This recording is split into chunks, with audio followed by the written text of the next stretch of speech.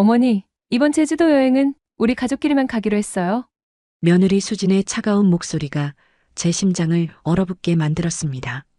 불과 몇 시간 전까지만 해도 손녀 하윤이와 함께 제주도 바다에서 놀 생각에 작은 가방을 꺼내 여름옷을 챙기고 또 챙겼습니다. 제 늙은 인생에도 이런 날이 오는구나 싶을 정도로 기분이 들떠 있었습니다. 하지만 며느리의 말 한마디가 그 모든 기대를 산산조각 냈습니다. 순간 저는 생각했습니다. 가족끼리만 간다고? 그래서 나도 짐을 싼 건데. 근데 이게 도대체 무슨 소리지? 나는 가족이 아니었던 건가? 믿었던 아들 태민은 제 눈을 피했고 공기는 얼어붙었습니다. 그러나 이들은 몰랐습니다. 며느리의 이 한마디가 제 인생의 방향을 완전히 바꾸리라는 것을요. 지금부터 두 얼굴을 가진 며느리에게 저의 통쾌하고 서늘한 복수가 시작됩니다. 안녕하세요. 사랑과 전쟁입니다. 이번에는 가장 많은 문제였던 고부 갈등의 사연을 소개해 드리려고 합니다. 사연자님은 며느리와의 문제를 소개해 주셨는데요. 요즘 이런 문제가 많아 참으로 안타깝습니다. 구독과 좋아요 눌러주시고 다 같이 무슨 사연인지 같이 한번 들어보실까요? 안녕하세요. 저는 최영자입니다. 올해 68살이에요. 지금 이 이야기를 하고 있는 곳은 제주도 서귀포의 작은 바닷가 마을입니다. 창밖으로는 푸른 바다가 펼쳐지고 갈매기들이 자유롭게 날아다니고 있어요. 하지만 여기까지 오기까지는 정말 긴 이야기가 있습니다.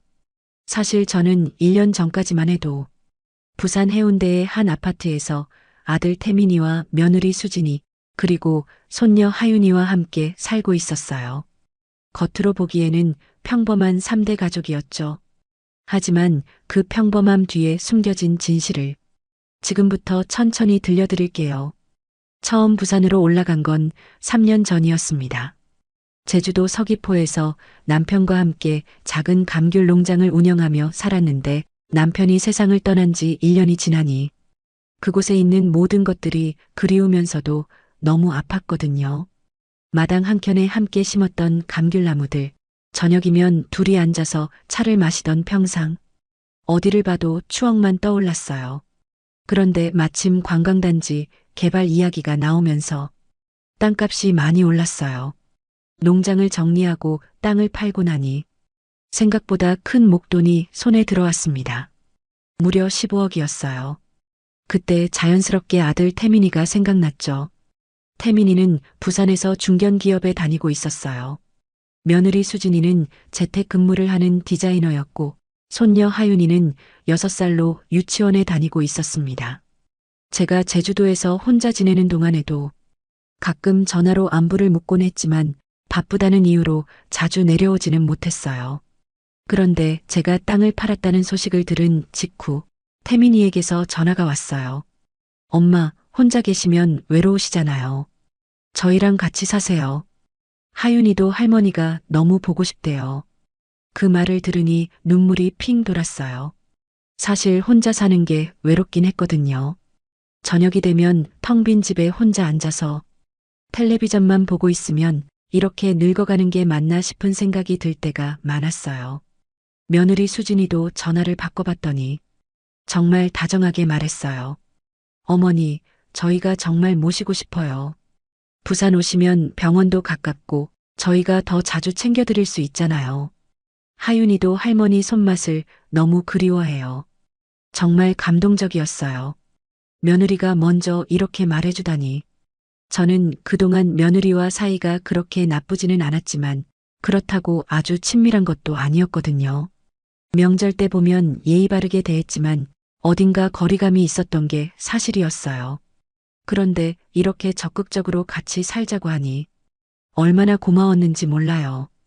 그런데 어머니, 지금 저희가 사는 집이 좀 좁아서요. 새 아파트를 알아보고 있는데 어머니께서 조금만 도와주시면 넓은 곳에서 함께 편하게 살 수 있을 것 같아요. 태민이가 조심스럽게 말을 꺼냈을 때 저는 전혀 거리낌이 없었어요. 어차피 제주도 땅 판 돈이 있었고 가족과 함께 살기 위해서라면 당연히 써야 할 돈이라고 생각했거든요. 얼마나 필요한데? 아파트를 사려고 하는데 조금 부족해서요. 어머니가 도와주시면 더 넓은 곳에서 함께 살 수 있을 것 같아요. 저는 주저없이 고개를 끄덕였어요. 제주도 땅을 팔아서 받은 15억 중에서 12억을 내놓았습니다. 가족들과 함께 살 집을 마련하는 데 쓰는 게 당연하다고 생각했거든요. 며칠을 고민한 끝에 저는 결심했습니다. 가족과 함께 사는 게 더 좋겠다고. 외로움보다는 가족의 따뜻함이 더 소중하다고 생각했거든요. 제주도 친구 은희에게 작별 인사를 할 때가 가장 힘들었어요. 은희는 저처럼 홀로 된 친구였는데 같이 시장도 보고 바닷가도 걸으면서 정말 좋은 시간을 보냈거든요. 은희야, 내가 부산으로 올라가게 됐어. 아들이랑 같이 살자고 해서. 영자야, 정말 가는 거야? 나는 어떡하라고? 은희의 눈에 눈물이 고였을 때 제 마음도 아팠어요. 자주 연락할게. 그리고 가끔 내려올 테니까 잘 지내고 있어. 그래도 조심해야 해. 부산 생활이 쉽지 않을 테니까. 왜 그랬는지 모르겠지만 은희의 표정에는 축하나 부러움보다는 걱정이 더 많이 보였어요. 그때는 단순히 친구와 헤어지는 게 아쉬워서 그런 줄 알았는데 나중에 생각해보니 은희는 뭔가 불안한 기운을 느꼈던 것 같아요. 그렇게 해서 저는 제주도 집을 정리하고 부산으로 올라왔습니다. 제 돈 12억으로 부산 해운대에 새 아파트를 샀어요. 분양 계약서에는 아들 부부가 선뜻 제 이름으로 하자고 하더군요. 어머니 명의로 하죠. 어차피 어머니 돈으로 산 거니까 나중에 필요하실 때 쓰세요. 태민이가 말했을 때 저는 고마웠어요. 제 명의로 해준다니 정말 믿음직한 아들이구나 싶었거든요. 35평 정도 되는 깔끔한 집이었어요. 제 방도 따로 마련해뒀더라고요. 어머니, 이 방이 어머니 방이에요. 햇빛도 잘 들고 조용하죠? 정말 고마웠어요. 제 물건들을 하나하나 정리해주는 수진이를 보니 이런 며느리를 둔 게 얼마나 복인지 모르겠더라고요. 처음 몇 달은 정말 꿈 같았습니다. 아침에 일어나면 제가 먼저 부엌에 나가서 밥을 지었어요. 혼자 살 때는 대충 때웠는데 가족들이 있으니까 더 정성스럽게 차렸죠. 태민이가 좋아하는 된장찌개, 수진이가 좋아한다고 했던 시금치나물, 하윤이가 잘 먹는 계란말이까지. 어머니, 정말 맛있어요. 어떻게 이렇게 맛있게 하세요? 수진이가 밥상을 받으며 감탄하는 소리를 들으면 제 마음이 얼마나 뿌듯했는지 몰라요. 그동안 혼자 먹는 밥만 하다가 이렇게 가족들이 맛있게 먹는 모습을 보니 보람이 느껴졌어요. 하윤이도 정말 사랑스러웠어요. 유치원에서 돌아오면 제일 먼저 저한테 달려와서 안겼어요. 할머니, 나왔어. 그러면서 가방에서 뭔가를 꺼내서 보여주곤 했죠. 할머니, 이거 내가 그린 그림이야. 우리 가족 그린 거야. 크레파스로 삐뚤빼뚤하게 그린 그림 속에는 4명의 사람이 손을 잡고 웃고 있었어요. 아빠, 엄마, 할머니, 그리고 하윤이. 그 그림을 받아들고 있을 때의 기분은 정말 말로 표현할 수 없었어요. 우리 하윤이가 그림도 잘 그리네. 할머니를 제일 예쁘게 그렸네. 응, 할머니가 제일 예뻐. 이런 대화를 나누고 있으면 아, 내가 이 집에 와서 정말 잘했구나 하는 생각이 들었어요. 저는 자연스럽게 집안일을 도맡았습니다. 빨래, 청소, 장보기까지. 수진이는 재택근무를 하느라 하루 종일 컴퓨터 앞에 앉아 있었고 태민이는 아침 일찍 나가서 밤늦게 들어왔거든요. 젊은 사람들이 바쁘게 사는 모습을 보니 제가 도와주는 게 당연하다고 생각했어요. 어머니, 정말 죄송해요. 저희가 너무 의지만 하는 것 같아서요. 수진이가 가끔 이렇게 말할 때면 저는 손사래를 쳤어요. 무슨 소리야? 가족끼리 뭘 그렇게 따져? 내가 할 수 있는 일하는 거지, 뭘. 정말 그때는 진심이었어요. 가족들이 편하게 지낼 수 있도록 제가 뒤에서 도와주는 게 너무나 당연하고 행복한 일이라고 생각했거든요. 생활비도 제가 많이 보탰습니다. 장보기는 물론이고 하윤이 학원비나 옷값도 종종 냈죠. 태민이가 미안해할 때마다 저는 이렇게 말했어요. 돈은 써야 할 때 쓰는 거야. 손녀 키우는데 쓰는 돈이 어디 아까운 돈이니? 그러면 수진이가 정말 고마워하면서 말했어요. 어머니 덕분에 저희가 얼마나 든든한지 몰라요. 정말 복 받으실 거예요. 그런 말들을 들을 때마다 제 마음은 따뜻했어요. 아, 내가 이 가족에게 도움이 되고 있구나. 내가 여기 있어서 다들 편하구나. 주말이면 가족들과 함께 나들이도 갔어요. 해운대 바닷가에 가서 돗자리 깔고 김밥 먹기도 하고 하윤이가 좋아하는 놀이공원에 가기도 했죠. 그럴 때면 정말 행복했어요. 늦은 나이에 이런 가족의 사랑을 느낄 수 있다니. 어머니, 사진 찍어요. 수진이가 스마트폰을 들고 말하면 저희는 어깨를 나란히 하고 웃으며 사진을 찍었어요. 그 사진들을 나중에 보면서 얼마나 흐뭇했는지 몰라요. 명절 때는 더욱 바빴습니다. 추석이 되면 태민이 형제들과 친척들이 모두 우리 집으로 왔거든요. 저는 며칠 전부터 준비를 시작했어요. 송편 빚고, 나물 무치고, 전 부치고, 손이 10개라도 모자랄 정도였죠. 어머니, 너무 무리하지 마세요. 저도 도와드릴게요. 수진이가 걱정하면서 말했지만 저는 괜찮다고 했어요. 가족들이 맛있게 먹는 모습을 보는 게 더 기뻤거든요. 역시 어머니 손맛이 최고예요. 저희가 얼마나 행복한지 몰라요. 친척들이 하는 말을 들으면 수진이도 뿌듯해하면서 저를 자랑했어요. 저희 어머니 정말 대단하시죠? 제가 배워야 할 게 너무 많아요. 그런 모습을 보면서 저는 정말 만족스러웠어요. 아, 내가 이 집에 와서 정말 잘했구나. 모두가 나 때문에 행복해하고 있구나. 하지만 지금 생각해보니 그때의 행복이 진짜였을까요? 아니면 제가 보고 싶은 것만 보고 있었던 걸까요? 그 모든 웃음과 감사의 말들이 정말 진심이었을까요? 그건 앞으로 들려드릴 이야기를 들으시면 아실 거예요. 그때는 정말 몰랐어요. 제가 얼마나 순진했는지, 얼마나 착각하고 있었는지. 하지만 그때만큼은 정말 행복했어요. 가족들에게 사랑받고 있다고 믿었고, 제가 이 집에 꼭 필요한 사람이라고 생각했거든요. 그래서 더 열심히 했어요. 더 정성스럽게 밥을 차리고, 더 깨끗하게 집을 치우고, 하윤이를 더 예뻐해줬죠. 그런 날들이 6개월 넘게 계속됐어요. 정말 평화롭고 행복한 시간들이었죠. 물론 중간중간 수진이의 미묘한 표정이나 차가운 느낌이 신경 쓰일 때도 있었지만 저는 그냥 제가 예민한 거라고 생각했어요. 며느리도 바쁘고 힘들 텐데 조금씩 피곤한 기색을 보이는 게 당연하다고 여겼거든요. 하지만 시간이 지나면서 조금씩 이상한 기분이 들기 시작했어요. 처음에는 정말 사소한 것들이었습니다. 너무 작아서 제가 예민하게 받아들이는 건 아닌가 싶을 정도로요.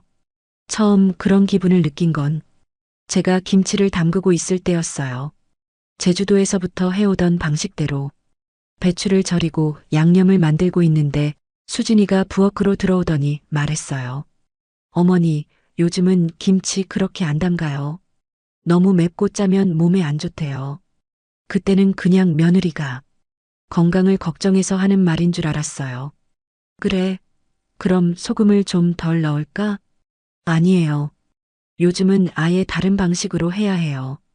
제가 인터넷에서 본 레시피가 있는데 수진이가 스마트폰을 꺼내서 보여주는 레시피를 보니 제가 평생 해오던 방식과는 완전히 달랐어요. 양념도 다르고 절이는 시간도 다르고 심지어 배추 고르는 방법까지 달랐어요. 요즘 사람들은 다 이렇게 해요. 어머니 방식은 좀 구식이라서. 그 말을 들었을 때 가슴 한편이 뭔가 서늘해지는 느낌이 들었어요. 구식이라니. 제가 평생 해온 방식이 구식이라니. 하지만 그래도 며느리 말이 맞겠지 하고 넘어갔어요. 그래, 그럼 한번 해볼까? 저는 며느리가 해보라고 한 방식으로 김치를 담가봤어요. 하지만 새로운 방식으로 담근 김치는 영 맛이 없었어요. 태민이도 먹으면서 어색한 표정을 지었고 하윤이는 아예 안 먹으려고 했어요. 할머니, 김치가 왜 이상해? 하윤이가 그렇게 말할 때 수진이가 빠르게 말했어요. 하윤아, 그런 말하는 거 아니야. 할머니가 예전 손맛이 좀 없어졌나 봐. 그러면서 저를 보며 웃었어요. 그런데 이상했어요. 분명히 수진이가 새로운 방식으로 하라고 했는데 마치 제가 예전 손맛을 잊어버리고 이상하게 한 것처럼 말하는 거예요. 어이가 없었지만 뭐 자식 앞에서는 그럴 수도 있겠다 싶어서 그냥 넘어갔어요. 그 다음부터는 청소 방법에 대해서도 지적이 들어왔습니다. 어머니, 요즘은 세제를 그렇게 많이 쓰면 안 돼요. 환경 호르몬 때문에 하윤이한테 안 좋아요. 어머니, 걸레질할 때 물을 너무 많이 쓰세요. 요즘은 물 아껴야 한다고 하던데요. 어머니, 그 세제 말고 이거 써보세요. 요즘 나온 거라서 더 좋대요. 하나하나는 다 맞는 말 같았어요. 환경도 생각해야 하고, 손녀 건강도 챙겨야 하고, 하지만 왜 그런지 모르게 기분이 좋지 않았어요. 마치 제가 하는 모든 일이 틀렸다고 지적받는 기분이었거든요. 그래도 가장 마음이 아팠던 건 명절 음식 준비할 때였습니다. 추석이 다가오니까 저는 며칠 전부터 준비를 시작했어요. 송편도 빚고 나물도 무치고 전도 부치고 정성껏 하나하나 준비했죠. 그런데 수진이가 음식을 하나씩 보더니 말하는 거예요. 어머니, 송편이 너무 크지 않아요? 요즘은 작게 만드는 게 트렌드래요. 어머니, 나물에 참기름을 너무 많이 넣으신 것 같아요. 기름진 음식은 몸에 안 좋다고 하던데요. 어머니, 전도 너무 두껍게 부치셨네요. 얇게 해야 소화가 잘 된대요. 하나하나 지적을 받을 때마다 제 마음이 점점 무거워졌어요. 제가 평생 해온 방식이 다 틀렸다는 말처럼 들렸거든요. 수진아, 그래도 이게 원래부터 내가 해온 방식이고 맛도 있어. 어머니, 그만 좀 부르고. 정말 마음에 안 들면 내가 좀 하지 그러니? 제가 조금 서운한 마음에 그렇게 말했을 때 수진이가 정색하며 대답했어요. 어머니, 그런 뜻이 아니잖아요. 전통도 좋지만 시대에 맞춰 바꾸자는 거예요. 요즘 사람들 입맛에는 어머니 방식이 좀 맞지 않을 것 같다고요. 그 말을 들었을 때 정말 마음이 아팠어요. 구식이라는 말, 시대에 안 맞는다는 말이 계속 머릿속을 맴돌았거든요. 그리고 그 무엇보다 수진이의 말투가 묘하게 거슬렸어요. 겉으로는 웃으면서 정중하게 말하는 것 같은데 어딘가 차갑고 무시하는 듯한 느낌이 있었거든요. 마치 어린아이를 달래듯이 아니면 정신이 온전하지 않은 사람을 대하듯이 말하는 것 같았어요. 그런 미묘한 무시가 담긴 말투가 가슴을 꾹꾹 눌렀습니다. 그날 밤 잠자리에 누워서 계속 생각했어요. 내가 정말 음식 손맛이 바뀐 건가? 내 방식이 정말 시대에 안 맞는 건가? 그동안 가족들이 맛있다고 했던 건 그냥 예의상 한 말이었나? 하지만 더 충격적인 건 며칠 뒤에 알게 됐어요. 동네 마트에서 장을 보고 오는데 아파트 단지 앞에서 수진이가 다른 엄마들과 이야기하는 소리가 들렸거든요. 우리 시어머니가 요즘 좀 그러세요. 자꾸 깜빡깜빡하시고 내가 깜빡깜빡한다고? 저는 그런 적이 없는데요. 오히려 수진이보다 기억력이 더 좋은 편인데 말이에요. 어머, 그러시구나. 우리 시어머니도 그런 적 있어요. 나이 드시면 다 그러시더라고요. 맞아요. 그래서 요즘 좀 조심스러워요. 가스불도 자꾸 확인해야 하고, 가스불을 확인해야 한다고? 저는 평생 가스불로 요리해 왔는데 한 번도 사고 낸 적이 없어요. 그런데 수진이는 마치 제가 위험한 사람인 것처럼 말하고 있었어요. 나이 드시면 어쩔 수 없어요. 그래도 가족이니까 참고 지내야죠. 참고 지낸다고? 저와 함께 사는 게 참고 견뎌야 할 일이라는 건가요? 그 소리를 듣고 집에 들어와서 거울을 보니 제 얼굴이 창백해져 있었어요. 가슴이 답답하고 숨이 막히는 것 같았어요. 그날 저녁 수진이가 평소처럼 웃으며 말했어요. 어머니, 오늘 하루 어떠셨어요? 편히 쉬셨죠? 그 웃음이 진짜인지 가짜인지 알 수가 없었어요. 몇 시간 전까지만 해도 이웃들 앞에서 저를 그렇게 말하던 사람이 지금은 이렇게 다정하게 굴고 있으니까요. 응, 괜찮았어. 저는 그냥 그렇게 대답했어요. 뭔가 이상하다고 따져 물으면 제가 오해하고 있는 것일 수도 있고 괜히 가족 관계만 나빠질 것 같았거든요. 하지만 그 이후로는 수진이의 말과 행동을 조금 더 유심히 보게 됐어요. 그러다 보니 더 많은 것들이 눈에 들어왔습니다. 예를 들어 제가 하윤이에게 간식을 줄 때면 이런 식으로 말하는 거예요. 하윤아, 할머니가 주신 건 조금만 먹어. 너무 많이 먹으면 저녁 못 먹어. 아니면 이런 식으로요.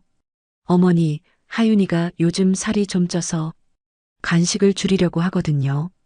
마치 제가 손녀 건강을 생각하지 않고 음식을 주는 사람인 것처럼 말하는 거예요. 그리고 태민이 앞에서는 또 다른 얼굴을 보였어요. 여보, 어머니가 요즘 가습을 끄는 걸 자꾸 깜빡하셔서 제가 계속 확인하고 있어요. 여보, 어머니가 같은 말씀을 여러 번 하시는 것 같아서 걱정돼요. 태민이는 그런 말을 들으면 걱정스러운 표정을 지었어요. 그래, 엄마가 그러시나? 나이가 드시니까 그런가 보다. 엄마, 혹시 불편한 거 있으시면 말씀하세요. 태민이는 저를 걱정하는 것 같았지만 동시에 수진이 말을 그대로 믿고 있는 것 같았어요. 저는 점점 혼란스러워졌어요. 내가 정말 깜빡깜빡하는 건가? 내가 같은 말을 여러 번 하는 건가? 아무리 생각해봐도 그런 적이 없는데 어느 날은 정말 화가 났어요. 수진이가 또 이웃들과 이야기하는 소리를 들었거든요. 우리 시어머니가 요즘 좀 이상해지셨어요. 어제도 냉장고 문을 열어놓고 가셨더라고요. 냉장고 문을 열어놓고 갔다고? 저는 그런 적이 없어요. 평생 그런 실수를 한 적이 없는데요. 그날 밤 저는 정말 화가 나서 수진이에게 물어봤어요. 수진아, 내가 언제 냉장고 문을 열어놓고 갔니? 수진이는 잠깐 당황하는 것 같더니 이렇게 말했어요. 어머니, 기억 안 나세요? 어제 아침에 우유 꺼내시고 문을 안 닫으셨잖아요. 나는 그런 적 없어. 어머니, 요즘 자꾸 이러세요. 분명히 그러셨는데 기억을 못 하시고 그 순간 정말 화가 치밀었어요. 저를 거짓말쟁이로 만들려는 건가요? 도대체 왜 이렇게까지 트집을 잡으려는 건지 이해가 안 됐어요. 분명히 없었던 일을 있었다고 하고 제가 기억하지 못한다고 하고 이런 식으로 저를 이상한 사람으로 만들어서 뭘 하려는 건지 의심스러웠어요. 하지만 수진이는 오히려 걱정스러운 표정을 지으며 말했어요. 어머니, 혹시 병원에 가보시는 게 어때요? 요즘 건망증이 좀 심해지신 것 같아서 병원에 가보라고? 저는 아무 문제 없는데 왜 병원에 가야 하나요? 참다 못해 제가 물었어요. 수진아, 도대체 왜 그러는 거니? 나한테 왜 이렇게까지 트집을 잡으려고 하는 거야? 내가 뭘 잘못했다고 이런 식으로 몰아가는 거니? 제 목소리가 조금 높아졌을 때 수진이는 깜짝 놀란 표정을 지었어요. 어머니, 갑자기 왜 화를 내세요? 한 번도 이렇게 화낸 적 없으시는데 정말 이상해지셨네요. 저는 그냥 어머니 걱정돼서 하는 말이에요. 나는 괜찮아. 아무 문제 없어. 어머니, 그렇게 말씀하시지 마시고 한번 검사만 받아보세요. 미리미리 체크하는 게 좋잖아요. 그때 태민이도 들어와서 수진이 편을 들었어요. 엄마, 수진이 말이 맞아요. 한번 검사 받아보시는 게 좋을 것 같아요. 그 순간 정말 절망스러웠어요. 아들마저도 며느리 말을 그대로 믿고 있다니, 저를 의심하고 있다니. 하지만 며칠 뒤에 들은 이야기는 더 마음을 무겁게 했어요. 수진이가 전화 통화하는 소리를 우연히 들었는데 이런 말을 하고 있었어요. 언니, 나 정말 스트레스 받아 죽겠어. 시어머니가 요즘 너무 이상해지셨어. 자꾸 헛소리 하시고 같은 말 반복하시고. 헛소리라니? 제가 언제 헛소리를 했나요? 같은 말을 반복한다니? 저는 그런 적이 없는데요. 맞아. 정말 힘들어. 어떻게 해야 할지 모르겠어. 이대로는 못 살겠어. 그리고 뭔가 중얼거리는 소리가 더 들렸지만 정확히 무슨 말인지는 알아듣기 어려웠어요. 제 얘기를 하는 건지 다른 사람을 얘기하는 건지도 희미하게 들렸습니다. 수진이는 계속 전화 통화를 했어요. 아니야. 남편은 잘 몰라. 내가 알아서 처리해야겠어. 시어머니 상태가 이상하다고 계속 말하면 언젠가는 알게 될 거야. 제 상태가 이상하다고 계속 말한다고? 거짓말로 저를 이상한 사람으로 만들려는 계획이었던 건가요? 그날 밤 저는 잠을 이루지 못했어요. 수진이가 정말 그런 생각을 하고 있는 건가? 하지만 다음 날 아침 수진이는 여전히 밝게 웃으며 말했어요. 어머니, 어젯밤에 잘 주무셨어요? 아침 준비하실 거 있으면 제가 도와드릴게요. 그 웃음을 보면서 저는 혼란스러웠어요. 어젯밤 전화에서 들었던 그 차가운 목소리가 진짜인가? 아니면 지금의 다정한 모습이 진짜인가? 그래도 세대 차이인가 보다 하고 그러려니 하면서 참고 넘어갔어요. 젊은 며느리니까 스트레스도 받을 수 있고 제가 너무 예민하게 받아들이는 건 아닌가 싶었거든요. 중요한 건 정확하게 저를 얘기한 건지도 확신할 수 없을 정도로 희미하게 들렸었거든요. 하지만 마음 한편으로는 점점 더 큰 불안과 의심이 자라나고 있었습니다. 겉으로는 평화로운 가족 생활을 유지하면서도 말이에요. 그 일이 있고 나서 며칠 동안은 집안 분위기가 어색했습니다. 저는 화를 낸 것이 마음에 걸려 조용히 지냈고 수진이도 평소보다 말수가 적었어요. 하지만 시간이 지나면서 수진이는 다시 예전처럼 돌아왔습니다. 아니, 오히려 더 적극적으로 저에게 관심을 보이기 시작했어요. 어머니, 혹시 머리가 아프시거나 그런 건 없으세요? 잠은 잘 주무세요? 요즘 밤에 뒤척이시는 소리가 들리던데 식사량이 줄어드신 것 같아요. 혹시 입맛이 없으세요? 이런 식으로 계속 제 건강을 걱정하는 척하면서 은근히 제가 어딘가 이상하다는 뉘앙스를 풍기는 거예요. 처음에는 정말 걱정해서 하는 말인 줄 알았는데 점점 그게 아니라는 걸 알게 됐어요.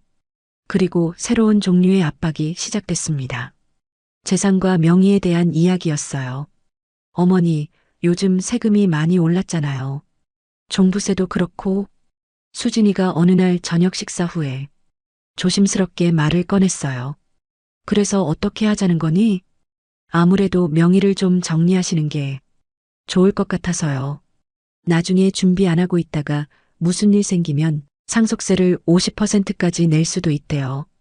50%면 절반을 그냥 버리는 거잖아요. 명의를 정리한다는 게 무슨 뜻인지 대충 짐작이 갔지만 저는 모른 척 했어요. 무슨 명예? 이 집이랑 통장들 말이에요. 어머니 혼자 다 가지고 계시면 세금 부담이 크잖아요. 태민이도 옆에서 거들었어요. 엄마, 수진이 말이 맞아요. 요즘 세금 정말 무섭다고 하더라고요. 그런 대화가 며칠에 한 번씩 반복됐어요. 처음에는 가볍게 꺼냈다가 점점 더 구체적이고 지속적으로 압박해오기 시작했어요. 세무사 선생님 만나실 시간 잡아드릴까요? 은행에서 상담 받아보시는 게 어떠세요? 이웃집 할머니는 벌써 다 정리하셨다고 하던데요. 그럴 때마다 저는 아직 생각해 볼게. 급할 거 없잖아. 이런 식으로 밀었어요. 사실 잘 모르기도 했고 뭔가 내키지 않기도 했거든요. 그런데 정말 이상한 일이 벌어진 건 한 달 정도 지난 어느 밤이었습니다. 평소보다 일찍 잠자리에 들었는데 목이 말라서 물을 마시러 나가려다가 안방에서 태민이와 수진이가 이야기하는 소리가 들렸어요. 문이 살짝 열려 있었거든요. 처음에는 그냥 지나가려 했는데 제 이름이 들려서 발걸음을 멈췄어요. 요양원 알아보자. 아니, 잠깐. 정말 요양원이라고 했을까요? 그런데 요양원이라는 단어가 뚜렷하게 들리지는 않았어요. 정말 내가 너무 예민해진 것 같기도 했습니다. 설마 진짜로 그럴 리가. 아니겠지. 명의도 정리해야. 명예 정리 이야기도 들린 것 같았는데 이것도 확실하지 않았어요. 그 순간 가슴이 철렁했지만 정확히 무슨 말인지 알아듣기 어려웠거든요. 제 귀가 갑자기 멍해진 것 같았고 혹시 제가 듣고 싶지 않은 말을 들은 건 아닌가 하는 생각이 들었어요. 내가 잘못 들은 거겠지. 설마 정말로 그런 이야기를 할 리가. 아무래도 제가 너무 신경이 예민해진 것 같았어요. 저는 그 자리에서 더 들어보려 했지만 갑자기 문이 열리는 소리가 났어요. 어머니, 여기서 뭐 하세요? 응? 화장실 가려고 나왔다. 아, 그러세요? 수진이는 잠시 당황하는 듯 하더니 물었습니다. 혹시 무슨 얘기 들으신 건 아니시고요? 응? 무슨 얘기? 화장실 가려고 지금 나왔는데. 순간 가슴이 철렁했습니다. 도둑질하다 들킨 것처럼 가슴이 뛰었지만 최대한 아무렇지 않은 척 대답했습니다. 수진이는 평소와 다름없이 말했지만 눈빛이 뭔가 차가웠어요. 그날 밤 저는 잠을 이루지 못했습니다. 계속 생각했어요. 내가 뭘 잘못 들은 건 아닐까? 요양원이라는 단어가 정말 나왔을까? 아니면 내가 예민해져서 엉뚱하게 들은 건 아닐까? 다음 날 아침 수진이와 태민이는 평소와 다름없이 행동했어요. 밝게 웃으며 인사하고 아침 식사도 맛있게 먹고 마치 어젯밤 아무 일도 없었던 것처럼요. 그 이후로 명예 정리에 대한 압박은 더욱 거세졌습니다. 어머니, 너무 미루시면 나중에 더 복잡해져요. 지금 안 하시면 언제 하시려고요? 태민이까지 나서서 저를 설득하기 시작했어요. 엄마, 세금 문제 정말 심각하다고 하니까 한번 알아보세요. 그런 압박을 받으면서도 저는 계속 망설였어요. 어젯밤에 들릴 듯 말 듯 했던 요양원, 명예 정리 같은 단어들이 자꾸 머릿속을 맴돌았거든요. 그러던 어느 날 정말 마음 아픈 일이 벌어졌습니다. 하윤이가 유치원에서 돌아와서 신나게 말했어요. 할머니, 오늘 선생님이 가족과 함께 외식하는 게 숙제래. 우리도 외식하러 가자. 저는 기뻐서 대답했어요.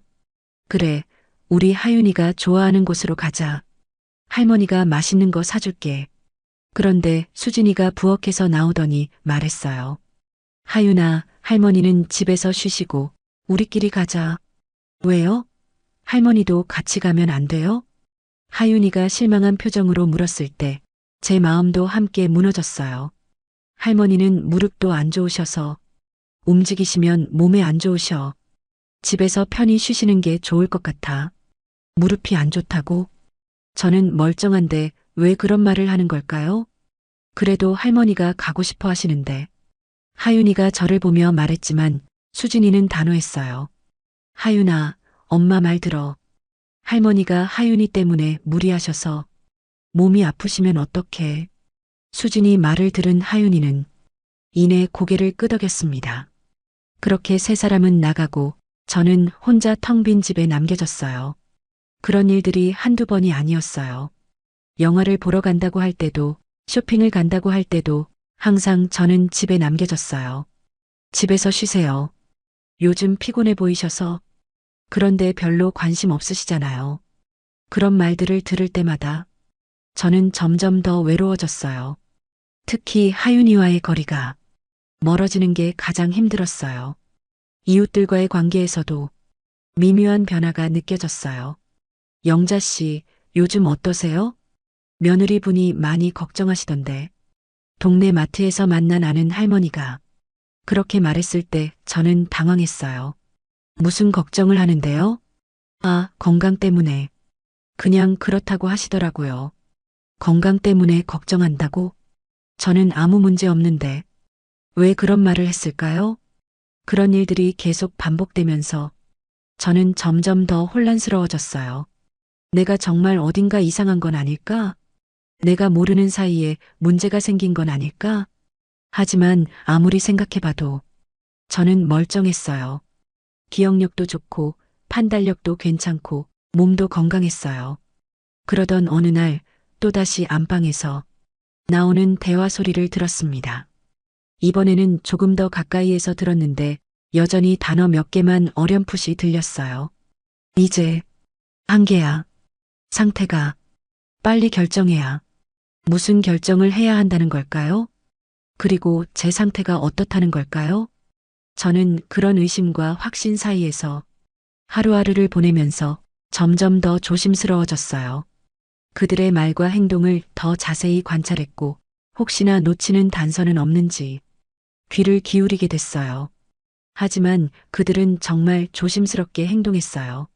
제가 있을 때는 절대 그런 이야기를 하지 않았고 혹시 들릴까봐 문도 꼭꼭 닫고 대화했어요. 그래서 저는 여전히 확신할 수 없었어요. 정말로 무슨 계획이 있는 건지 아니면 제가 오해하고 있는 건지 내가 잘못 들었겠지. 설마 그럴 리가. 그런 생각으로 자꾸 자신을 달래면서도 마음 한편으로는 점점 더 큰 불안과 의심이 자라나고 있었어요. 그런 애매한 상황 속에서 겉으로는 여전히 평화로운 가족 생활을 유지하고 있었지만 뭔가 큰 변화가 다가오고 있다는 예감을 지울 수 없었습니다. 그런 애매한 상황이 계속되던 어느 날 하윤이가 유치원에서 돌아와 신나게 뛰어왔어요. 할머니, 할머니. 하윤이가 제게 달려와서 안기며 환하게 웃었어요. 할머니, 우리 이번에 제주도 여행 가면 맛있는 거 많이 먹고 재미있게 놀고 와요. 제주도 여행이라니. 저는 깜짝 놀라면서도 어리둥절했어요. 언제 여행 계획을 세웠는지 전혀 몰랐거든요. 하지만 하윤이가 워낙 신나게 말하니까 기분이 좋아졌어요. 하윤아, 제주도에 언제 가는데? 이번 여름방학 때 엄마가 휴가가 길어서 가족끼리 간다고 했어요. 할머니, 비행기 처음 타는 거 무섭지 않아요? 하윤이가 걱정스러운 표정으로 물었을 때 제 마음이 따뜻해졌어요. 손녀가 저를 걱정해주다니. 할머니는 괜찮아. 우리 하윤이랑 같이 가는데. 뭐가 무서워? 와, 그럼 바다에서 수영도 하고 모래성도 같이 만들어요. 하윤이가 신나게 말하는 걸 보니 저도 덩달아 기분이 좋아졌어요. 그 순간 그동안 마음속에 있던 모든 의심과 걱정이 싹 사라졌어요. 아, 내가 정말 너무 예민했구나. 수진이도 자식 교육에 대한 욕심이 있으니까 그럴 수 있는 거였구나. 요양원이니 명예 정리니 하는 이야기들도 내가 잘못 들었거나 오해한 거였나 보다. 아들과 며느리도 날 깜짝 놀라게 해주려는지 아직도 말 안 해주고 있구나. 그날 저녁부터 저는 여행 준비에 마음이 설레기 시작했어요. 생전 처음 제주도에 다시 가본다니 생각만 해도 기뻤어요. 젊었을 때는 경제적 여건도 안 됐고 남편도 농사일이 바빠서 여행은 꿈도 못 꿨는데 이제 가족들과 함께 갈 수 있다니 그동안 제가 그들에게 서운했던 마음이 미안해졌어요. 이렇게 좋은 계획을 세워주고 있었는데 내가 왜 그렇게 의심만 했을까요? 며칠 뒤 반가운 손님이 찾아왔어요. 제주도에서 친구 은희가 올라온 거예요. 영자야, 어떻게 지내? 은희를 보니 반가워서 얼마나 기뻤는지 몰라요. 은희야, 어떻게 부산까지 올라왔어? 아들이 부산 출장 왔다길래 따라 올라왔지. 너 보고 싶기도 하고. 은희와 함께 차를 마시며 그동안의 이야기를 나눴어요. 사실 은희야, 그동안 좀 힘들었어. 저는 그동안 속에 쌓아둔 이야기들을 하나씩 꺼내기 시작했어요. 수진이가 제 요리를 구식이라고 하고 친척들 앞에서도 음식이 짜고 기름지다고 미리 양해를 구하더라고. 그리고 외식할 때마다 나만 빼고 가고. 뭐라고? 그게 무슨 소리야? 은희가 놀란 표정으로 말했어요. 그것만이 아니야. 이웃들한테는 내가 요즘 깜빡깜빡한다고 하고 건망증이 있다고 말하고 다니더라고. 나는 그런 적이 없는데 말이야. 아이고, 그 며느리가 왜 그러는 거야? 너무하네. 은희의 표정이 굳어졌어요. 그런데 은희야, 이번에 제주도 가족여행 간다고 하더라고. 하윤이가 신나게 할머니랑 같이 가자고 하는 걸 보니까 내 생각에는 그동안 서로 서운한 것도 풀고 하려고 가족여행을 아들 며느리가 계획한 것 같아. 그런 것도 모르고 내가 너무 예민했나 보다 싶어. 제가 그렇게 말하자 은희도 잠시 생각에 잠겼어요. 그러게, 며느리가 좀 그렇긴 하지만 그래도 제주도 여행까지 모시고 간다니까. 오해일 수도 있겠네. 영자야, 그거 좋은 일이야. 그렇지? 나도 그런 생각이 들어. 그동안 내가 너무 의심 많았나 봐. 은희와 이야기를 나눈 후 저는 완전히 마음을 놓았어요. 그동안의 모든 의심이 다 오해였구나. 다음 날부터는 본격적으로 여행 준비를 시작했어요. 오랜만에 여행용 가방을 꺼내서 먼지를 털고 입을 옷들을 하나씩 챙겼어요. 제주도는 따뜻하다고 하니까 여름 옷들을 위주로 준비했죠. 아들과 며느리가 아직까지 나에게 얘기를 안 하려는 것 보니 진짜 깜짝 선물인 것처럼 얘기하려는 것 같았어요. 그래서 저도 모르는 척 짐도 조용히 쌌습니다. 하윤아, 할머니 수영복도 사야겠다. 와, 할머니도 수영할 줄 알아요? 할머니가 제주도에서 살았잖아. 수영 좀 했어. 하윤이와 이런 이야기를 나누는 것만으로도 얼마나 행복했는지 몰라요. 여행 출발 3일 전부터는 거의 매일 짐을 정리했어요. 뭘 가져갈지, 뭘 빼야 할지 고민하는 것도 재미있었어요. 생전 처음 가족들과 함께 가는 제주도 여행이라 설렘이 가득했어요. 드디어 여행 전날이 되었어요. 내일이면 가족들과 함께 제주도로 떠나는 거예요. 저는 마지막으로 짐을 점검하고 여권도 다시 한번 확인했어요. 그런데 내일인데 아직까지 얘기를 안 하는 게 좀 이상한 생각이 들었어요. 그래서 제가 자연스럽게 물었어요. 내일 몇 시에 공항으로 나가지? 여행 얘기는 도대체 언제 해주려고 하는 거니? 제가 저녁 식사 시간에 물었을 때 수진이와 태민이가 잠시 시선을 마주쳤어요. 둘은 굉장히 당황하며 뭔가 어색한 분위기였지만 저는 별로 신경 쓰지 않았어요. 어머니, 무슨 소리 하시는 건지? 수진이가 대답했어요. 내일 가족여행 가는 거 아니냐? 나도 사실 하윤이한테 들어서 알고 있었다. 아, 그게. 수진이가 말을 망설이더니 어렵게 입을 열었습니다. 어머니, 사실 이번 여행은 우리 가족끼리만 가는 거예요. 저는 아무렇지도 않게 진짜 몰라서 대답했어요. 그래. 그래서 나도 짐 다 쌌다. 가족끼리 가는 거라서. 아니요. 우리 가족끼리만 가는 거라고요. 수진이가 다시 말했을 때 저는 어리둥절했어요. 하지만 무슨 의미인 줄 온몸으로 느끼며 알게 됐습니다. 그게 도대체 무슨 말이야? 저희 3명, 우리 가족끼리만 가기로 했어요. 3명만. 저는 포함이 안 된다는 말이었습니다. 그동안 저와 함께 여행 이야기를 하던 하윤이는 어리둥절한 표정으로 엄마를 바라보며 물었습니다. 엄마, 할머니는 왜 안 가? 하윤이가 수진이에게 물었을 때 수진이는 당황한 듯 대답했어요. 하윤아, 할머니는 집에서 쉬셔야 해. 왜요? 할머니는 몸이 안 좋으셔서 이번에는 우리끼리만 가는 거야. 그 말이 귀에 들어오는 순간 세상이 갑자기 조용해졌습니다. 마치 소리가 다 사라진 것처럼요. 가슴 한복판이 텅 빈 것처럼 공허해졌어요. 마치 누군가가 제 심장을 송두리째 판 것 같은 느낌이었습니다. 그동안 제가 품었던 모든 기대와 설렘이 한순간에 산산조각 나는 소리가 들렸습니다. 며칠 동안 정성껏 챙긴 여행 가방, 생전 처음 제주도에 다시 가본다며 들떠했던 마음, 하윤이와 함께 바다에서 놀겠다고 상상했던 모든 것들이 상상으로 끝나버렸습니다. 이런 배신감을 어떻게 말로 표현할 수 있을까요? 믿었던 자식들에게 이렇게 철저하게 무시당한다는 사실이 너무나 충격적이었습니다. 그리고 동시에 제 자신이 너무나 바보 같았다는 생각이 들었어요. 어떻게 이렇게까지 순진할 수 있었을까요? 그동안의 모든 신호를 보고도 그 많은 의심을 했으면서도 하윤이 말 한마디에 이렇게 쉽게 속아 넘어갈 수 있었다니 사실 믿고 싶지 않았던 것입니다. 평생을 키운 자식이 그렇게 할 거라는 걸 마음 한 구석에서 인정하고 싶지 않았던 거였습니다. 그런 와중에 가족여행이라는 단어 하나에 그 모든 사실을 덮어버린 거였어요. 아, 정말로 내가 이 집에서는 가족이 아니었구나. 정말로 나는 그들에게 짐이었구나. 그동안 내가 느꼈던 모든 의심이 맞았던 거구나. 목구멍이 막혀서 말이 나오지 않았어요. 눈앞이 흐릿해지고 가슴이 답답해서 숨쉬기조차 힘들었습니다. 이런 허망함이 있을까요? 이런 절망감이 있을까요?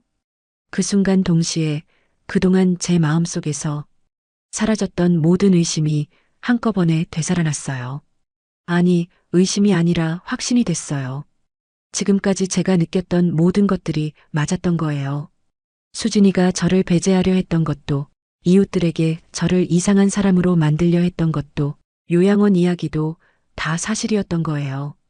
그리고 이 여행 이야기조차 거짓말이었던 거예요. 처음부터 저를 데려갈 생각은 없으면서 하윤이 앞에서는 그런 티를 내지 않았던 거죠. 그럼 그동안 하윤이가 할머니랑 같이 간다고 한 건 뭐였어? 제 목소리가 차갑게 나왔어요. 그건 하윤이가 오해한 거예요. 오해라고? 저는 수진이를 똑바로 바라봤어요. 내가 며칠 동안 짐 싸는 것도 보면서 아무 말 안 한 게 오해였다는 거야? 수진이는 대답하지 못했어요. 그때 태민이가 나섰어요. 엄마, 죄송해요. 저희가 미리 말씀드렸어야 했는데. 태민아, 너도 입이 있으면 한번 말해봐. 저는 아들을 바라보며 조용히 말했어요. 너도 처음부터 알고 있었던 거지? 태민이도 제 눈을 피하며 얼버무렸습니다. 어머니, 그게요. 그 순간 저는 모든 걸 이해했어요. 지금까지 제가 경험했던 모든 일들의 진실을 말이에요. 알겠다. 저는 자리에서 일어나며 말했어요. 그럼 너희끼리 잘 다녀와라. 더 이상 뭐라고 말할 가치도 없었어요. 하고 싶은 말은 산더미 같았지만 이런 사람들에게 무슨 말을 해봤자 소용없다는 걸 깨달았거든요. 변명을 들어봐야 뭐하고 따져봐야 뭐하겠어요. 이미 마음을 정한 사람들한테 말이 통할 리가 없잖아요. 통할 자식들이었으면 이따위 짓도 안 했겠죠. 그들과 한마디라도 더 나누고 싶지 않았어요. 지금까지 저를 이렇게 무시하면서 속여왔으면서 이제 와서 무슨 말을 한다 해도 다 소용없이 느껴졌습니다. 그리고는 제 방으로 들어갔어요. 문을 닫고 침대에 앉아서 생각했어요. 이제야 모든 퍼즐이 맞춰졌어요. 지금까지 제가 느꼈던 모든 의심과 불안이 현실이었던 거예요. 긴가민가 했던 모든 것들이 확실한 진실로 드러난 순간이었어요. 제 가슴 속에서 뭔가 단단하게 굳어지는 걸 느꼈어요. 더 이상 순진한 할머니로 살 수는 없겠다는 각오였어요. 다음 날 새벽 그들이 여행을 떠나는 모습을 지켜봤습니다. 캐리어를 끌고 나오는 소리, 택시를 부르는 소리, 그리고 하윤이가 다녀올게요 하고 인사하는 소리까지. 잘 다녀와라. 저는 최대한 아무렇지 않은 척하며 배웅했어요. 인사도 하기 싫었지만 괜히 티를 내고 싶지 않았거든요. 수진이는 그저 다녀올게요 한마디만 남기고 나갔어요. 여름방학 때 혼자 지내게 해서 죄송하다는 말도 집에서 잘 계시라는 말도 전혀 없었습니다. 뭐 그런 말을 기대하지도 않았지만요. 이미 저에 대한 그들의 마음을 확실히 알게 됐으니까요. 아들놈은 미안해서 그런 건지 신경을 안 쓰는 건지 뭐 두 말할 것도 없었습니다. 택시가 사라지는 모습을 보고 나서 저는 바로 움직이기 시작했습니다. 그동안 흔들렸던 마음이 오히려 단단해지는 걸 느꼈어요. 더 이상 혼란스럽지 않았어요. 정신이 완전히 바짝 들었다고 할까요? 마치 오랫동안 흐릿했던 안개가 걷히고 모든 게 선명하게 보이는 기분이었습니다. 이제 무엇을 해야 할지 분명해졌거든요. 제일 먼저 한 일은 제 서류들을 정리하는 것이었습니다. 오랫동안 서랍 깊숙이 넣어뒀던 중요한 문서들을 하나씩 꺼냈어요. 아파트 등기부등본, 통장들, 인감도장, 그리고 제주도 땅을 팔 때 받았던 계약서까지. 이 집 명의가 내 이름이었지. 등기부등본을 다시 한번 자세히 봤습니다. 분명히 제 이름으로 되어 있었어요. 지금 보니 본인들 이름으로 할 수가 없는 거였어요. 나중에 알고 보니 돈이 전혀 없는 상태에서 갑자기 아파트를 구매하면 국세청에서 취득자금 출처 및 증여 신고 여부를 검토해서 조사가 나온다고 하더라고요. 그것도 모르고 아들이 날 생각해서 제 명의로 해주는 줄 알고 얼마나 감동했던지 통장들도 하나씩 확인했습니다. 다행히 아직까지는 제 명의 그대로였어요. 수진이가 그렇게 명예 정리를 하자고 했는데 제가 미뤄서 아직 바뀌지 않은 거였죠. 아, 내가 미루길 잘했구나. 그동안은 귀찮아서 또는 뭔가 내키지 않아서 미뤘던 일이었는데 지금 생각해보니 정말 다행이었어요. 이번에는 휴대폰을 꺼내서 중요한 번호들을 찾아봤습니다. 제주도에 있는 은희 번호, 그리고 예전에 제주도 땅을 팔 때 도움을 받았던 부동산 중개사 번호도 있었어요. 먼저 은희에게 전화를 걸었습니다. 은희야, 나야. 영자야, 무슨 일이야? 목소리가 왜 그래? 갑자기 은희의 목소리를 들으니 나도 모르게 울컥한 감정이 올라왔습니다. 최대한 참으며 말했습니다. 지금 말할 수는 없고 며칠 뒤에 제주도로 내려갈 것 같아. 갑자기 무슨 일 있었어? 응, 큰일 있었어. 나중에 자세히 얘기해 줄게. 혹시 제주도에서 괜찮은 집 있는지 알아봐 줄 수 있어? 물론이지. 그런데 영자야, 정말 괜찮은 거야? 괜찮아. 오히려 이제야 정신이 완전히 바짝 들었어. 은희는 뭔가 안 좋은 사태가 일어났다는 걸 알았지만 깊게 묻지 않았습니다. 전화를 끊고 나서 다음에는 부동산에 전화를 걸었습니다. 안녕하세요. 몇 년 전에 제주도 땅 매매 도와주셨던 김 사장님 계신가요? 아, 영자 할머니시네요. 안녕하세요. 무슨 일이세요? 부산에 있는 아파트를 팔려고 하는데요. 가능할까요? 당연히 가능하죠. 어디 있는 아파트인데요? 제가 주소와 평수를 말해드리자 김 사장님이 놀란 목소리로 말했어요. 어머, 해운대는 학군이 좋아서 학부모님들한테 인기가 많아요. 요즘 시세가 많이 올랐거든요. 이미 매수 대기자도 있는 상태예요. 얼마나 받을 수 있을까요? 한번 가서 봐야겠지만 대략 18억 정도는 받으실 수 있을 것 같아요. 금매 조건이면 16억 정도고요. 18억이라니. 처음에 12억 주고 산 집이 이렇게 올랐다니 놀라웠어요. 그럼 빨리 진행할 수 있나요? 급하게 파시는 거예요? 네. 빨리 처리하고 싶어요. 알겠습니다. 그럼 내일 한번 올라가서 집 상태 확인하고 바로 매물로 내놓을게요. 전화를 끊고 나서 저는 계획을 세우기 시작했습니다. 그들이 5박 6일 여행을 간다고 했으니 6일 정도의 시간이 있었어요. 그 시간 동안 모든 걸 정리해야 했습니다. 그날 오후에 김 사장님이 바로 올라오셨어요. 집을 한 바퀴 둘러보시더니 만족스러운 표정을 지으셨어요. 정말 깔끔하게 관리하셨네요. 이 상태라면 시세보다도 더 받을 수 있을 것 같아요. 그 다음 날 벌써 전화가 왔어요. 어르신, 매수 희망자가 나타났어요. 현금으로 바로 계약하고 싶다고 하는데 금매 조건으로 일주일 안에 해주겠다고 하네요. 얼마예요? 16억이요. 계약금도 오케이 한다고 해요. 좋아요. 계약하겠습니다. 그렇게 집은 일사천리로 팔리게 됐습니다. 생각보다 훨씬 빠르게 진행됐어요. 이제 제주도에서 살 집을 구해야 했습니다. 은희에게 다시 전화를 걸었어요. 은희야, 집 알아봐 달라고 했는데 어때? 있어.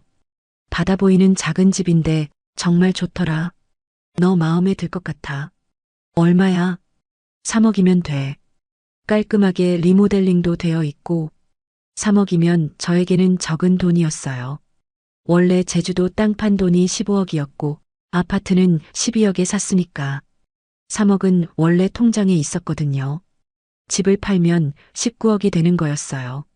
그럼 계약해줘. 정말? 그럼 내가 대신 계약해둘게. 이제 이사 준비를 해야 했습니다. 하지만 가져갈 건 많지 않았어요. 옷가지 몇 벌과 개인적인 물건들, 그리고 하윤이가 그려준 그림, 가족 사진. 하윤이 생각을 하니 마음이 아팠어요. 그 아이만은 정말로 저를 따랐었거든요. 할머니 하며 달려와서 안기던 모습, 유치원에서 그린 그림을 자랑스럽게 보여주던 모습이 떠올랐어요. 하윤이에게는 죄가 없는데 이렇게 헤어져야 한다는 게 정말 마음 아팠습니다. 하지만 시간이 지나면 하윤이도 이해해 줄 거라고 생각했어요. 할머니가 왜 그런 선택을 할 수밖에 없었는지 말이에요. 나머지 가구들은 모두 두고 갈 생각이었어요. 어차피 새 주인이 들어올 텐데 가구까지 다 빼면 번거로우니까요. 짐을 정리하면서 생각했습니다. 그동안 이 집에서 보낸 시간들이 주마등처럼 지나갔어요. 처음 이사 왔을 때 기대감, 가족들과 함께 보낸 행복했던 순간들, 그리고 점점 쌓여갔던 서운함과 의심들. 하지만 이제는 후회하지 않았어요. 오히려 이렇게 진실을 알게 된 게 다행이라는 생각이 들었어요. 마지막으로 은행에 가서 통장 정리도 했습니다. 제주도로 이주하면서 필요한 돈들을 정리하고 나머지는 안전하게 관리할 수 있도록 했어요. 그렇게 며칠 동안 모든 준비를 마쳤습니다. 이제 그들이 여행에서 돌아오기만 하면 됐어요. 여행 마지막 날 밤, 저는 거실에 앉아서 차를 마시며 생각했습니다. 내일이면 모든 게 끝나는 거구나. 새로운 시작이 될 수도 있고, 끝이 될 수도 있겠지만, 적어도 더 이상 눈치 보며 살지는 않을 거야. 이제 그들이 돌아오기만 하면 됐어요. 그리고 저는 제 인생을 되찾을 거예요. 그날 밤 오랜만에 깊이 잠들었습니다. 마음이 평온했어요. 처음으로 제 인생의 주인이 된 기분이었어요. 드디어 그들이 여행에서 돌아오는 날이 됐습니다. 저는 거실 소파에 앉아서 작은 손가방 하나만 옆에 두고 기다렸어요. 집안은 이미 모든 짐이 박스로 포장되어 있었고 저는 문만 나가면 되는 상황이었습니다. 오후 3시쯤 현관문이 열리는 소리가 들렸어요. 어머니, 다녀왔습니다. 수진이의 말이 끊어졌어요. 현관을 들어서자마자 보이는 광경 때문이었죠. 거실 가득 쌓인 이사 박스들, 비워진 선반들, 벽에서 사라진 가족 사진들. 이게 뭐예요? 수진이가 놀란 목소리로 소리쳤어요. 태민이가 허둥지둥 뛰어들어오며 말했어요. 엄마, 이게 뭐야? 짐은 왜 이렇게 싸져 있어? 저는 조용히 소파에 앉아 있었어요. 제 눈빛에는 예전의 체념이나 슬픔은 없었어요. 그저 담담함 그리고 흔들림 없는 결정만이 남아 있었습니다. 집 팔았어. 그 짧은 말 한마디가 거실 전체를 얼어붙게 만들었어요. 아들과 며느리는 주변을 보고 무슨 상황인지 알아채기 시작했습니다. 수진이는 얼굴이 하얗게 질려서 소리쳤어요. 이게 다 뭐예요? 정말이에요? 집을 팔았다는 게 무슨 소리예요? 우리 없을 때 어떻게 이러실 수가 있어요? 저는 고개를 돌리지 않고 대답했어요. 내 이름으로 산 집이야. 팔겠다고 마음먹고 나서 누구 허락받을 필요 없었어. 태민이가 다가와 목소리를 낮췄어요. 엄마, 도대체 왜 그래? 이 집이 우리 집이고 하윤이도 여기서 크고 있는데. 그 말에 저는 처음으로 아들을 바라보며 단호하게 말했어요. 왜 그래? 왜 그래? 왜 그러냐고? 뚫린 입이라고 왜 그래라는 말이 나와? 너희가 그러고도 인간이냐? 너희가 그러고도 자식이냐고? 이 상황에서도 하윤이 핑계를 대고 싶어? 수진이가 지지 않고 격앙된 목소리로 소리쳤어요. 아니, 저희가 뭐 그렇게 잘못했나요? 같이 살자고 한 것도 우리고 편하게 지내시라고 방도 따로 들렸잖아요. 저는 작게 웃었어요. 그러곤 하윤이가 서 있는 곳을 잠시 바라보다가 천천히 말을 이었어요. 너희 진짜 내가 짐 싸는 거 못 봤어? 원래 계획에 없었더라도 짐 싸며 그렇게 좋아하는 엄마 모습을 봤으면 같이 가자고 말이라도 하는 게 인간되고 자식된 도리야. 너희는 그냥 나를 돈으로만 본 거였지. 처음부터 같이 살자고 했던 것도 결국 돈 때문이었는데 그땐 그걸 행복하다고 느꼈던 내 자신이 정말 후회스러워. 태민이는 말없이 고개를 숙였고 수진이의 표정도 점점 굳어갔어요. 그래서 결심했어. 나는 너희 가족이 아니더라고. 그냥 이 집의 가사도우미였고 너희들 돈 대주는 돈줄이었지. 수진이는 이 상황이 너무나 황당해서 말했어요. 어머니, 왜 그렇게까지 말씀하세요? 저희 진심으로 편하게 모시려고 했던 거예요. 명의도 어머님 명의로 했었고 저희가 잘해드렸잖아요. 저는 수진이의 눈을 똑바로 바라보며 내 속에 있는 모든 것을 뱉어냈어요. 국세청 조사 나올까봐 제 명의로 해준 거 내가 모를 줄 알아? 그래서 시간이 지나서 조금씩 계획을 세우고 명의를 바꾸려고 했었어. 말도 안 되는 트집을 잡아서 치매로 몰고 요양원에 보낼 생각까지 했던 거 아니야? 너희가 그러고도 자식 있는 부모야? 너희 하윤이 보기 부끄럽지도 않아? 하윤이가 커서 너희가 똑같이 당할 수 있다는 건 왜 생각을 못해? 저 어린 것이 너희들을 보고 도대체 뭘 배우겠어? 그 말을 들은 수진이와 태민이는 할 말을 잃고 멍하니 저를 바라보았어요. 저는 천천히 일어나서 손가방을 집어들었어요. 이제 내가 떠나면 그 아이 얼굴을 언제 또 볼 수 있을지 알 수 없었어요. 아니, 어쩌면 다시는 못 볼지도 모르죠. 하윤이가 무서워하며 울기 시작했습니다. 할머니, 무서워요. 저는 하윤이에게 다가가서 꼭 안아주었습니다. 하윤아, 할머니가 이제 다른 곳에서 살 거야. 너도 건강하게 잘 크고 책 많이 읽어야 해. 할머니는 항상 하윤이를 사랑한다는 걸 잊지 마. 하윤이를 안고 있는 동안 잠시 마음이 흔들렸지만 저는 단호하게 말했어요. 수진이가 마지막으로 소리쳤어요. 우리 하윤이는요? 하윤이는 어떡하라고요? 저는 하윤이를 놓아주고 돌아서며 말했어요. 하윤이한테는 미안하지만 어쩔 수 없어. 하윤이는 너희가 책임져야 해. 태민이가 급히 제 팔을 붙잡았습니다. 엄마, 그냥 한 달만. 아니, 일주일만 더 생각해봐. 이런 식으로 떠나시면 너무. 저는 그 손을 뿌리쳤습니다. 엄마라고 부르지 마. 그리고 생각은 이미 다 했고, 너희를 위해 평생을 살았지만, 이제는 나를 위해 살 거야. 오늘이 그 시작이야. 그리고 마지막으로 말했죠. 잘 살던 말든 관심 없지만, 하윤이는 제발 제대로 키워. 그 아이한테 너희가 나한테 한 짓은 하지 말고. 그 말을 끝으로 저는 현관을 열고 나섰어요. 계단을 내려가는 동안 수진이의 고함 소리가 들렸고 태민이의 발소리가 따라 들렸지만 결국 아무도 저를 막지 못했습니다. 문을 닫고 택시에 올라타고 창밖을 보며 속삭였습니다. 이제 진짜 내 인생의 시작이다. 그런데 이상했어요. 갑자기 눈물이 흘러내리고 있었거든요. 왜 눈물이 흐르는지도 모르겠고 슬픈 건지 시원한 건지도 모르겠는데 눈물만 계속 나왔어요. 평생을 키운, 가슴으로 키운 아들에 대한 미련인지 하윤이를 이제 다시는 못 볼지도 모른다는 두려움인지는 모르겠습니다. 다만 하윤이를 생각하면 가슴이 찢어지는 것 같았어요. 그 아이만큼은 정말 사랑했는데. 하지만 동시에 가슴 한편으로는 뭔가 후련한 기분도 들었어요. 이제야 진짜 제 마음대로 살 수 있다는 해방감 같은 것도 있었고요. 복잡한 감정들이 뒤섞여서 제가 지금 어떤 기분인지도 정확히 알 수 없었어요. 68년을 살면서 이렇게 당당했던 적이 있었나 싶었습니다. 무거웠던 어깨가 이상하게 가벼워졌고 가슴속에서 뭔가 뜨거운 게 올라왔어요. 분노도 아니고 슬픔도 아닌 해방감이었을까요? 아니면 진짜 자유를 맛보는 기분이었을까요? 어쨌든 저는 그날 진짜 제 인생을 시작하기로 했습니다. 제주도에 도착했을 때의 기분은 정말 말로 표현할 수 없었어요. 비행기에서 내려 제주 바람을 맞는 순간 가슴이 뻥 뚫리는 기분이었습니다. 아, 이게 진짜 내가 있을 곳이구나. 은희가 공항에서 기다리고 있었어요. 영자야, 왔구나. 오랜 친구를 보니 눈물이 핑 돌았어요. 은희야, 고마워.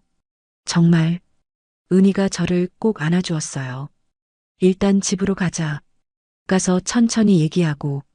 새로 산 집에 도착해 짐을 정리하고 나니 은희가 차를 끓여주었어요. 자, 이제 처음부터 끝까지 다 얘기해봐. 전화로는 자세히 못 들었잖아. 저는 그동안 있었던 모든 일을 털어놨어요. 수진이가 저를 어떻게 대했는지, 가족여행에서 배제당했던 일, 집을 팔고 떠나온 경위까지. 은희는 제 이야기를 들으며 가끔 한숨을 쉬기도 하고 분노하기도 했어요. 아이고, 영자야. 너 정말 많이 힘들었겠다. 이야기를 다 마치자 은희가 저를 꼭 안아주었어요. 잘 왔어, 영자야. 정말 잘 왔어. 이제 괜찮아. 이제 나랑 여기서 오순도순 평생 살자. 그 따뜻한 품에 안겨서 그동안 참았던 눈물이 터져나왔어요. 은희야, 내가 너무 바보였나? 바보가 아니야. 너무 착했던 거지. 그런데 이제는 내가 잘한 거야. 그런 곳에서 더 있었으면 정말 큰일 날 뻔했어. 은희의 말에 마음이 한결 가벼워졌어요. 새로 산 집은 정말 마음에 들었습니다. 바다가 훤히 보이는 작은 2층 집이었어요.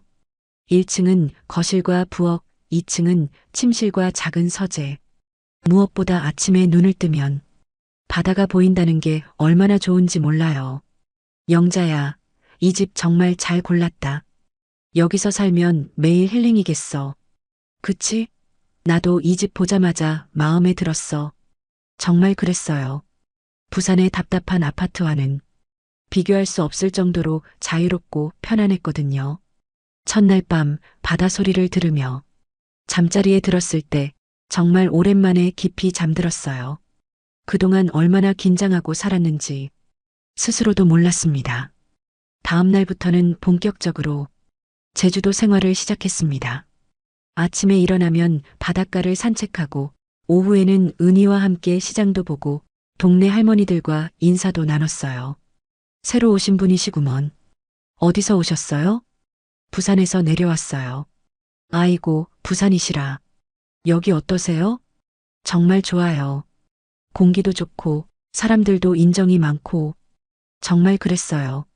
여기서는 누구도 저를 의심하지 않았고 무시하지도 않았어요. 그냥 한 사람으로서 존중해 주었거든요. 은희와는 거의 매일 만났어요.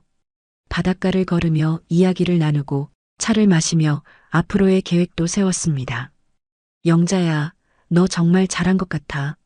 그런 자식들한테 더 이상 인생 낭비할 필요 없어. 맞아. 이제야 진짜 내 인생을 사는 기분이야. 그런데 가끔은 하윤이 생각 안 나? 저는 잠시 말이 없었어요. 생각이 안 날 리가 없지. 그래도 어쩔 수 없어. 그 아이를 위해서라도 이런 선택을 할 수밖에 없었어. 한 달이 지나니 완전히 제주 생활에 적응했어요. 아침마다 바닷가를 걸으며 하루를 시작하고 텃밭에서 채소도 기르고 저녁에는 책도 읽고 텔레비전도 봤어요. 정말 평화로운 시간들이었습니다. 영자 씨, 요즘 표정이 정말 밝아 보여요. 동네 할머니의 말에 저도 그런 것 같다고 생각했어요. 거울을 보면 예전보다 훨씬 편안해 보였거든요. 네, 여기 와서 정말 좋아요. 그럼 잘 됐네요. 우리 동네에 좋은 분이 오셨어. 이런 말들을 들을 때마다 마음이 따뜻했어요. 그런데 2달쯤 지났을 때 예상치 못한 일이 벌어졌습니다. 어느 날 오후 은희가 급히 찾아왔어요. 영자야, 큰일 났다. 왜? 무슨 일이야? 너 아들이 너 찾으러 온다던데? 뭐라고? 저는 깜짝 놀랐습니다. 동네 할머니가 그러는데 부산에서 온 젊은 남자가 너 이름을 대면서 집 주소를 물어보더래. 그 말을 들으니 가슴이 철렁했어요. 태민이가 여기까지 찾아온다고? 그날 저녁 정말로 태민이가 찾아왔습니다. 현관벨이 울렸을 때 저는 한참을 망설였어요. 그리고 문을 열었습니다. 엄마, 태민이는 완전히 다른 사람이었어요. 몸이 말이 아니었고 눈빛도 완전히 꺾여 있었어요. 거실에 앉은 태민이는 한참 동안 말을 못했어요. 그러다 무릎을 꿇었습니다. 엄마, 죄송합니다. 저는 담담하게 말했어요. 일어나. 엄마, 정말 죄송해요. 제가 정말 잘못했어요. 저는 말없이 저녁을 차려줬어요. 태민이가 좋아하던 고등어 조림이었습니다. 밥을 먹으며 태민이가 울었어요. 엄마, 정말 맛있어요. 전에는 왜 이 맛을 몰랐는지. 사실 엄마가 떠나고 나서 모든 게 무너졌어요. 그는 회사를 잃었고 집도 없었고 수진도 떠났다고 했어요. 지금은 고시원에서 아르바이트하며 버티고 있어요. 엄마, 이제 알겠어요. 엄마가 얼마나 소중한 분이었는지, 제가 얼마나 잘못했는지. 저는 차갑게 말했어요. 지금 와서 그런 말 해봤자 뭐해? 태민이는 울면서 말했어요. 엄마, 다시 기회를 주세요. 앞으로는 제대로 모실게요. 태민아, 너는 아직도 모르는구나. 뭘 모른다는 거예요? 나는 돈이 아니라 존중 때문에 떠난 거야. 가족 취급을 받지 못했기 때문이야. 태민이는 대답하지 못했어요. 너는 아직도 돈 때문에 힘드니까 엄마를 찾은 거 아니냐? 태민이는 망설이다 조용히 말했어요. 둘 다예요. 엄마가 그리웠고 동시에 도움도 필요했어요. 저는 단호히 말했어요. 이제는 나도 내 인생을 살 거야. 너희 눈치 보며 살지 않을 거야. 그럼 저는 어떡해요? 내가 알아서 해. 다 그렇게 살아. 잠시 후 덧붙였어요. 하지만 완전히 영 끊자는 건 아니야. 가끔 안부 전화 정도는 할 수 있어. 하지만 같이 살 생각은 없어. 태민이는 고개를 끄덕였어요. 하윤이는 꼭 보고 싶어. 알겠어요. 얘기해 볼게요. 하윤이는 할머니를 그리워해요. 저는 가슴이 아팠지만 고개를 끄덕였어요. 태민아, 한 가지만 기억해. 가족은 혈연이 아니라 존중과 사랑으로 이루어지는 거야. 태민이는 울며 고개를 숙였습니다. 저는 마지막으로 말했어요. 이제 가. 정신 차리고 살아. 문을 닫고 나서 저는 한참을 생각했어요. 68세에 시작한 새로운 인생. 늦었다고 생각할 수도 있지만 전혀 늦지 않았어요. 지금이 제 인생의 진짜 시작입니다. 최영자로서 말이에요. 이 순간이 제 인생에서 가장 평온하고 아름다운 시간입니다. 다음 날 은희가 찾아와서 물었어요. 어떻게 됐어? 만났어. 그리고 정리했어. 어떻게? 완전히 끊지는 못했어. 나도 어쩔 수 없는 엄마인가 봐. 하지만 예전처럼 돌아가지도 않기로 했어. 그게 맞는 것 같아. 너무 냉정하게 하면 나중에 후회할 수도 있고. 은희 말이 맞았어요. 저도 그렇게 생각했거든요. 이제 정말 자유야. 저는 창밖 바다를 바라보며 말했어요. 그래, 이제 진짜 내 인생을 살아. 그날 밤 저는 오랜만에 평온한 마음으로 잠들었어요. 이제 진짜 모든 게 정리된 것 같았거든요. 아침에 일어나 바닷가를 걸으면서 생각했어요. 68세에 이렇게 새로운 시작을 할 수 있다니. 인생이 참 신기해요. 그리고 무엇보다 이제는 정말로 제가 원하는 대로 살 수 있다는 게 가장 좋았어요. 아무에게도 눈치 보지 않고 아무의 허락도 받지 않고 그냥 제 마음대로 살 수 있는 자유. 그렇게 태민이와의 정리가 끝나고 제주도에서의 새로운 일상이 시작됐습니다. 정말 평온하고 자유로운 시간들이었어요. 아침에 바닷가를 산책하고 은희와 함께 시장을 보고 동네 할머니들과 화투도 치고 이런 소소한 일상이 얼마나 소중한지 새삼 깨달았어요. 영자야, 너 정말 좋아 보인다. 표정이 완전히 달라졌어. 은희가 말할 때마다 저도 거울을 보며 느꼈어요. 훨씬 편안하고 밝아 보였거든요. 한 달쯤 지났을 때 태민이에게서 전화가 왔어요. 엄마, 안녕하세요. 응, 어떻게 지내니? 괜찮아요. 계약직이지만 새 직장도 구했고 하윤이도 제가 데리고 왔어요. 정신 차려서 조금씩 나아지고 있어요. 그래, 열심히 해. 그리고 하윤이가 엄마 보고 싶다고 계속 그래요. 그 말을 듣자 가슴이 먹먹했어요. 그래, 엄마 괜찮으시면 하윤이 한번 데리고 가도 될까요? 저는 잠시 망설였지만 그래, 한번 와봐 했어요. 일주일 후 태민이가 하윤이와 함께 제주에 내려왔어요. 할머니, 하윤이가 달려와 안겼을 때 눈물이 핑 돌았어요. 그리움이 한꺼번에 밀려왔어요. 하윤아, 우리 하윤이 더 컸네. 할머니, 보고 싶었어요. 할머니는 왜 안 와요? 그 질문에 마음이 아팠어요. 할머니는 이제 여기서 살기로 했어. 바다도 보이고 공기도 좋거든. 그럼 저도 여기서 같이 살면 안 돼요?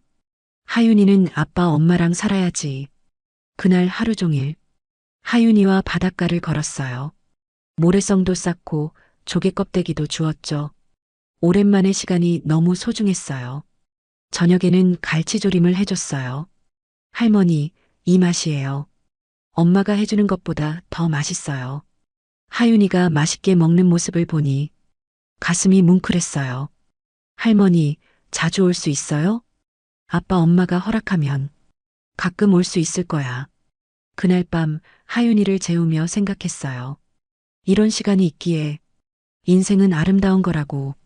다음 날 태민이와 하윤이가 떠나며 태민이가 말했어요. 엄마 건강하세요. 또 올게요. 가끔 데리고 와. 너도 건강하고. 네, 꼭 그럴게요. 보내고 나서 은희에게 말했어요. 은희야, 이런 거면 충분한 것 같아. 가끔 하윤이 보고 태민이 안부도 물어보고 이 정도면 가족으로서 할 일은 하는 거잖아. 그렇지. 나라면 평생 안 보겠지만 넌 정이 많아서 그래. 그래도 너다운 선택이야. 그 후로 태민이는 가끔 하윤이를 데리고 내려왔어요. 일주일에 한 번은 안부 전화도 했고요. 적당한 거리를 두고 사니 오히려 편했어요. 몇 달 후 태민이가 정규직 직장을 구했다는 좋은 소식도 들렸습니다. 엄마 취직했어요. 그래, 다행이다. 수진이도 하윤이랑 함께 살기로 했어요. 많이 반성했나 봐요. 잘 됐네. 진심으로 그렇게 생각했어요. 그들이 잘 사는 게 하윤이에게도 좋은 일이니까요. 그리고 몇 달 뒤 수진이에게서 전화가 왔어요. 어머니, 그동안 죄송했어요. 저 때문에 힘드셨죠? 지금이라도 사과드리고 싶어요. 그 목소리에는 진심이 느껴졌어요. 수진아, 나는 이제 예전으로 돌아갈 생각 없어. 네, 알아요. 그냥 가끔이라도 연락드려도 될까요? 하윤이가 할머니를 너무 그리워해요. 저는 잠시 생각하다 말했어요. 하윤이 때문에라도 끊을 수는 없지. 하지만 난 이제 널 며느리로 생각하지 않아. 그냥 하윤이 엄마로만 생각할게. 네, 그것만으로도 감사해요. 그렇게 최소한의 관계만 유지했어요. 시간이 흘러 1년이 지나니 저는 정말 만족스러운 삶을 살고 있었어요. 아침에 바다를 보며 커피를 마시고 은희와 동네를 걸으며 이야기하고 텃밭 채소로 요리하며 살았죠.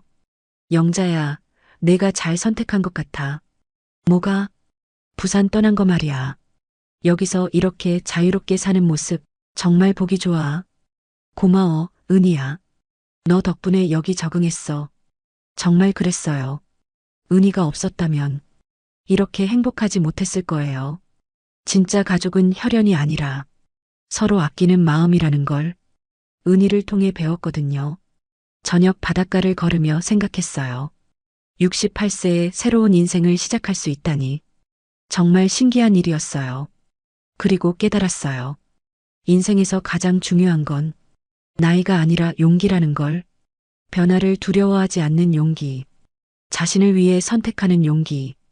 다시 시작할 수 있는 용기. 지금 저는 제주 서귀포의 작은 바닷가 마을에서 살고 있습니다. 창밖으로 보이는 푸른 바다, 자유롭게 날아다니는 갈매기들. 이 모든 게 제 것입니다. 가끔 태민이가 하윤이를 데리고 오면 함께 시간을 보내고 은희와는 매일 만나 이야기합니다. 이게 제가 선택한 삶이에요. 완벽하지는 않아요. 가끔 하윤이 생각에 마음이 아프고 태민이가 고생한다는 소식을 들으면 무겁기도 해요. 하지만 후회하지는 않습니다. 왜냐하면 이제 저는 제 인생의 주인이니까요. 더 이상 누구 눈치도 보지 않고 제가 원하는 방식으로 살고 있으니까요. 여기까지 제 이야기를 들어주셔서 감사합니다. 혹시 지금 비슷한 상황에 있다면 이것만은 기억해 주세요. 늦었다고 생각하지 마세요. 인생은 언제든 다시 시작할 수 있어요. 가족이라는 이름으로 당신을 함부로 대하는 사람에게 인생을 낭비하지 마세요. 진짜 가족은 혈연이 아니라 존중과 사랑으로 만들어집니다.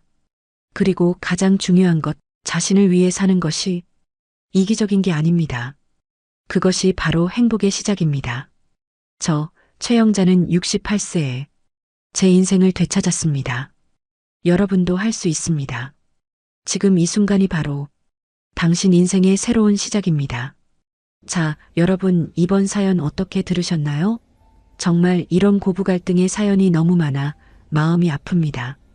저는 이번 사연이 너무 통쾌하여 마음이 시원하였습니다. 사연자님이 볼 수 있게 여러분의 생각과 응원을 댓글로 남겨주세요. 사랑과 전쟁이었습니다. 감사합니다.